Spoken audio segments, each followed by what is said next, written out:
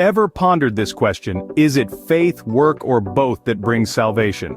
It's an age-old inquiry that has sparked countless debates throughout the centuries.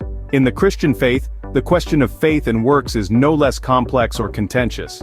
The Bible, revered as the guiding light for many, teaches that salvation, that is, the deliverance from sin and its consequences, comes through faith alone, not works. It's a concept that has been deeply ingrained in the psyche of many believers, who hold on to the belief that faith in Jesus Christ is the singular, all-encompassing path to eternal salvation. But as with many aspects of spirituality and religion, interpretations vary. Not all religious sects see eye to eye on this. Some believe that faith alone isn't enough, that salvation is a result of faith working in love, a blending of belief and deeds. Intrigued?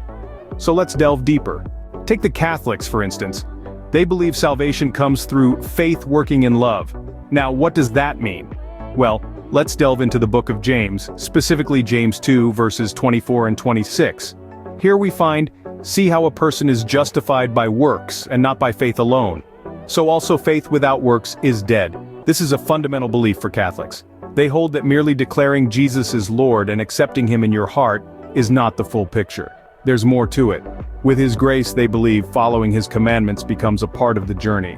The idea is that faith, when it's working in love, is inherently active. It's not a passive acceptance, but an active commitment. Quite a contrast, isn't it? But let's not stop there. There are other scriptural references that add layers to this discourse. Let's delve into some of these. In Matthew chapter 7 verse 21 we find, "Not everyone who says to me, 'Lord, Lord,' will enter the kingdom of heaven, but he who does the will of my Father who is in heaven will enter." Similarly, in John chapter 14 verse 15, Jesus states, "If you love me, keep my commandments."